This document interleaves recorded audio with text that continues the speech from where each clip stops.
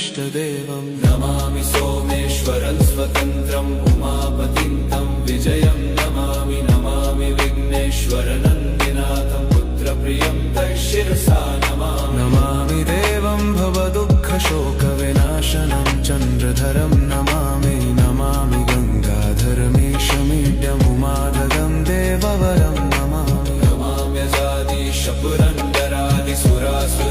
नमाम्यजादिशपुरन्दरादिसुरासुरैरचितपादपद्मं नमामि देवी मुखवादनान इक्षार्थमक्षित्रितयं यैष पञ्चामृतैर्गन्धसुधूपदीपैर्विचित्रपुष्पैर्विधैश्च मन्त्रैः अन्नप्रकारैः सकलोप